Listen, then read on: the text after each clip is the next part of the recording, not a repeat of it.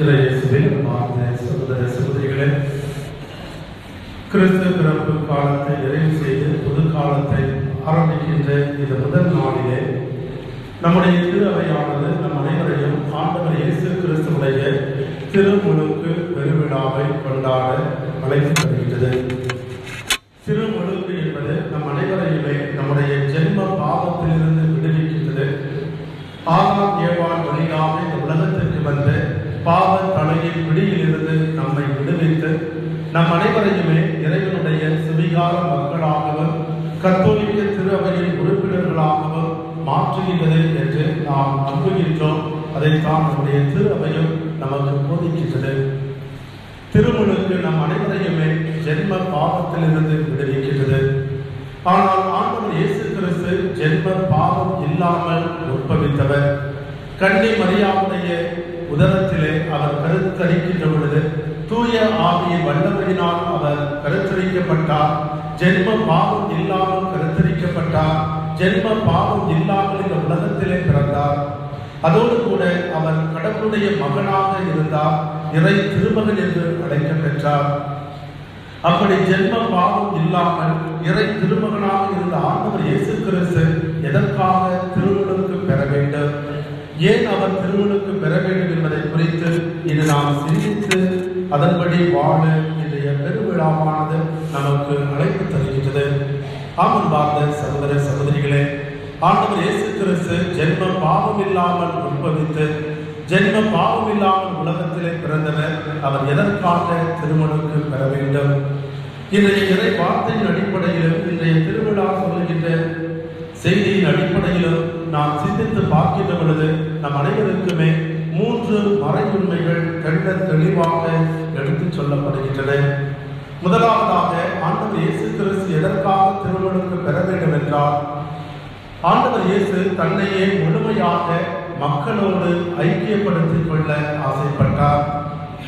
கடவுள் நம்மோடு என்று நம்மோடு வாழ பிறந்தவர். மனித குலத்தோடு இணைந்து பயணிக்க பிறந்தவர்.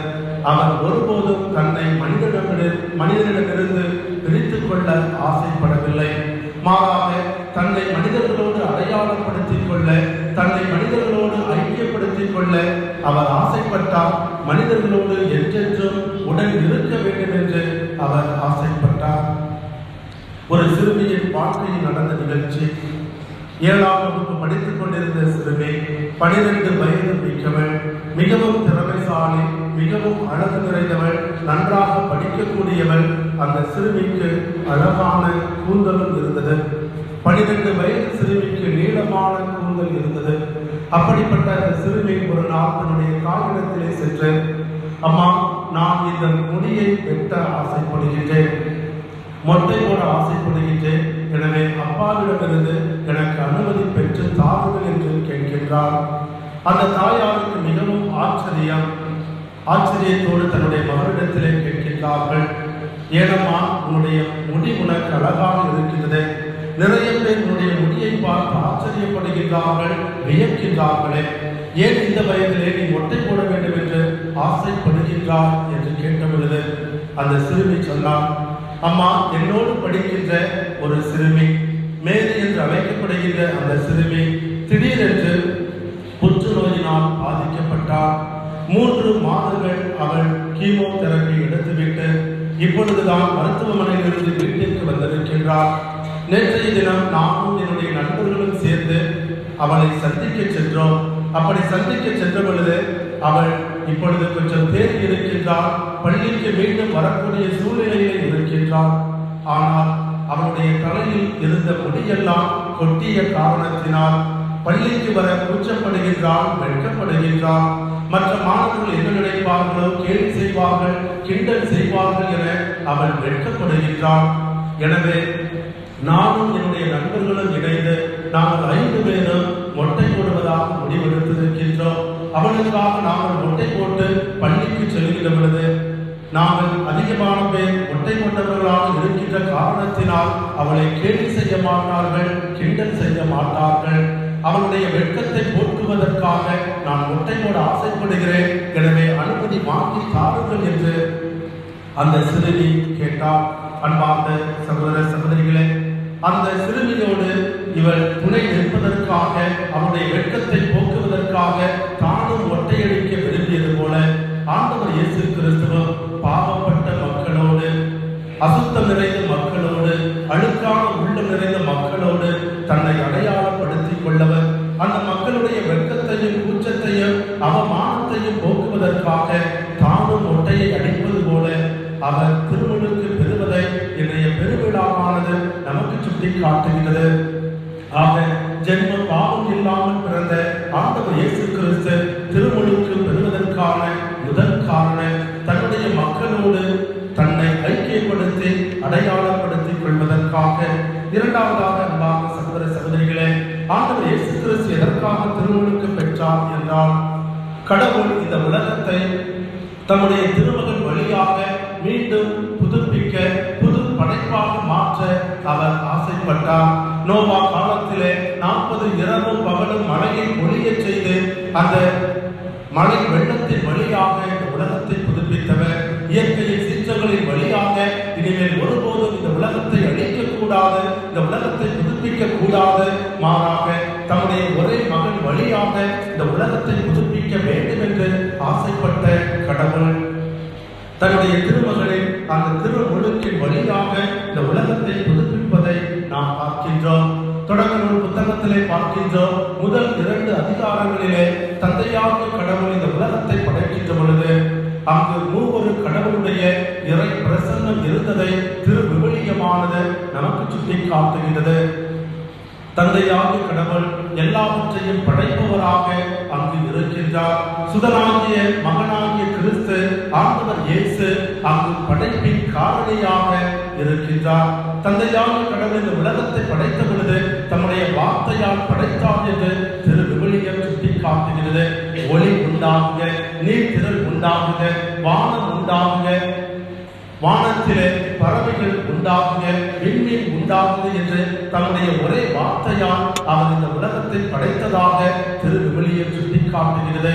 அந்த வார்த்தை என்பது கடவுளுடைய குமாரன் ஆண்டவர் இயேசு கிறிஸ்து. யோவான் நற்செய்தி 1 அதிகாரம் 1வது வசனத்திலே நாம் பார்க்கின்றோம்.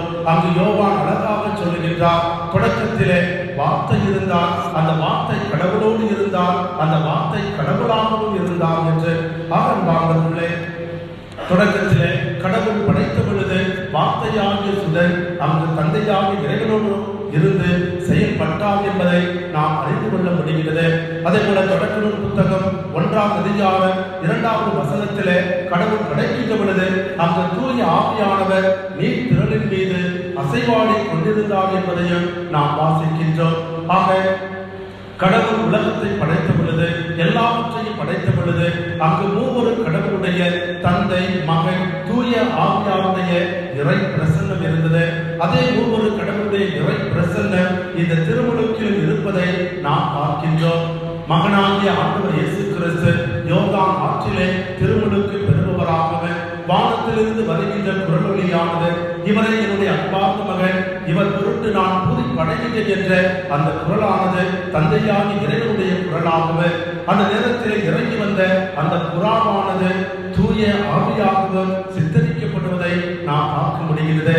ஆக இந்த 3 கடவுள் அந்த யோர்தான் ஆற்றங்கரையிலே அந்த தண்ணீரின் வழியாக இந்த உலகத்தை மீண்டும் மறு படைப்பாக, புதிய படைப்பாக, நம்பிக்கையின் படைப்பாக, கடவுளுக்குரிய படைப்பாக, புண்ணியத்தின் படைப்பாக, பரிசுத்தத்தின் படைப்பாக மாற்றுவதை நாம் பார்க்க முடிகின்றது.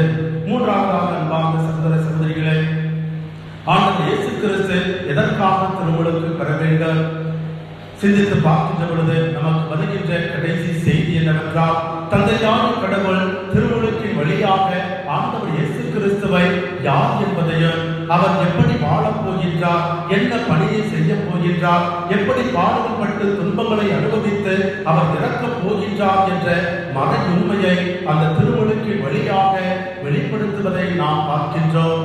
கடந்த ஞாயிற்றுக்கிழமை நாம் சிந்தித்தோம். 3 ஞானிகளுடைய வருகையின் வழியாக அந்த 3 ஞானிகளுக்கு தன்னை யார் என்று வெளிப்படுத்திய கடவுள் இன்று அகில உலகம் முழுவதுமாக அனைத்து சீடர்களுக்கு, அனைத்து மக்களுக்கு ஆண்டவர் இயேசு கிறிஸ்து யார் என்பதை வெளிப்படுத்துவதை நாம் பார்க்க முடிகின்றது.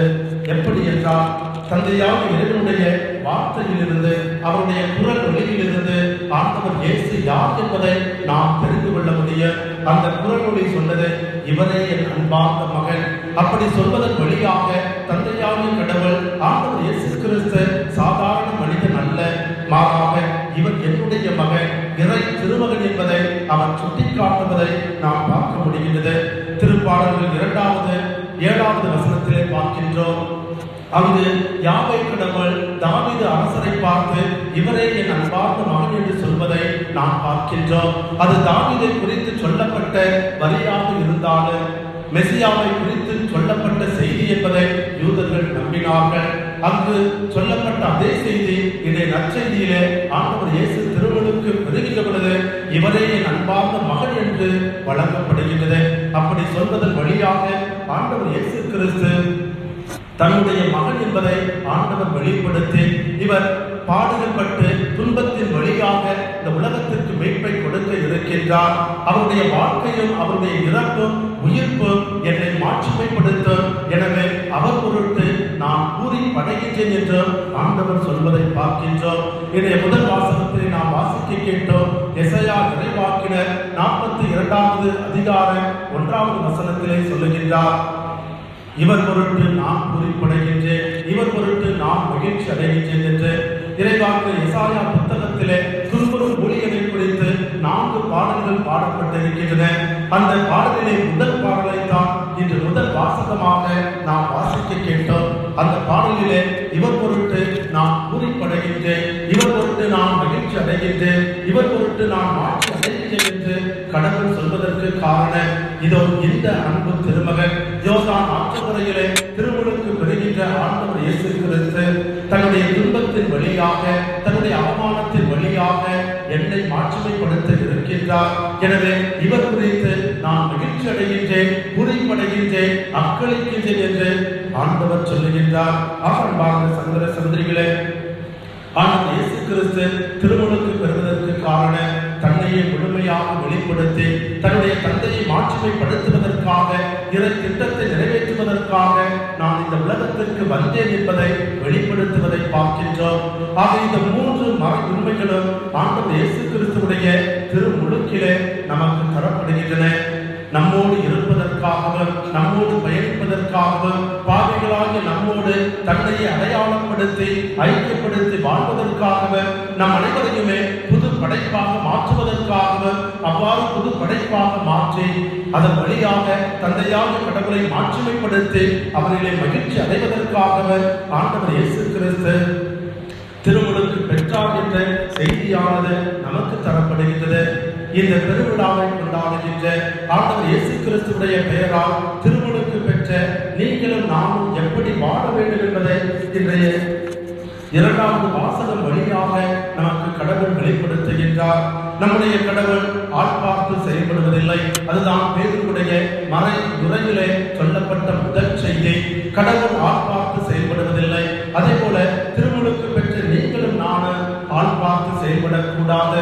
இவர்கள் எனக்கு வேண்டியவர்கள், இவர்கள் வேண்டாதவர்கள், இவர்கள் எனக்கு பிடித்தவர்கள், இவர்கள் பிடிக்காதவர்கள், இவர்கள் வசதி படைத்தவர்கள், இவர்கள் ஏழைகள், இவர்கள் படித்தவர்கள், இவர்கள் படிக்காதவர்கள், இவர்கள் உயர்ந்தவர்கள், இவர்கள் தாழ்ந்தவர்கள் என்று ஆள் பார்த்து செயல்படாமல் நாம் அனைவருமே ஆண்டவர் இயேசு கிறிஸ்துவிலே சகோதர சகோதரிகள், உடன் பிறப்புகள் என்ற சிந்தனையோடு நாம் வாழ வேண்டும் என்பதை இந்த திருமுழுக்கானது நமக்கு சுட்டி காட்டுகிறது. அன்பார்ந்த சகோதர சகோதரிகளே, நாம் அனைவருமே ஆண்டவர் இயேசு கிறிஸ்துவுடைய பெயரிலே திருமுழுக்கு பெற்றவர்கள். எனவே ஒரே கடவுளுடைய மக்களாக ஒற்றுமையோடு நாம் வாழ வேண்டும். ஆள் பார்த்து செயல்படாமல் சகோதர சகோதரிகளாக வாழ வேண்டும். அவ்வாறு வாழுகின்ற பொழுதுதான் நம்மை குறித்து கடவுள் மகிழ்ச்சி அடைவார். என்று உங்களையும் என்னையும் பார்த்து ஆண்டவர் இதோ என்னுடைய அன்பார்ந்த மகள், இதோ என்னுடைய அன்பார்ந்த மகன், இவள் பொருட்டு நான் குறிப்படைகின்றேன், மகிழ்ச்சி அடைகின்றேன், அக்களிக்கின்றேன் என்று சொல்ல வேண்டும் என்றால் நாம் அனைவருமே ஆள் பார்த்து செயல்படாமல் ஒரே கடவுளின் மக்களாக ஒற்றுமையோடு வாழ வேண்டும். அதுதான் திருமுழுக்கு நமக்கு கொடுக்கின்ற அன்பின் செய்தியாக இருக்கின்றது.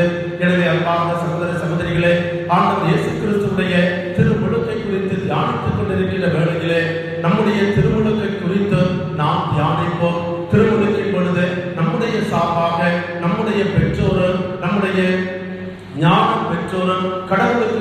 வாக்குறுதிகளை, சாத்தானை விட்டுவிடுகின்றேன், சாத்தானுக்குரிய மாய கவர்ச்சிகளை விட்டுவிடுகின்றேன், கடவுள் மீது நம்பிக்கை கொண்டு வாழ்வேன் என்ற வாக்குறுதிகளை நாம் வாழ்வாக்கி ஒரே கடவுளுடைய மக்களாக, ஒரே திருமுழுக்கை பெற்றவர்களாக, ஒரே கத்தோலிக்க திருவையின் மீது நம்பிக்கை கொண்ட உறுப்பினர்களாக நாம் வாழ முயற்சி செய்வோம். அதற்கான வர வேண்டி தொடர்ந்து இந்த நாளிலே நாம் பக்தியோடு ஜெபிப்போம்.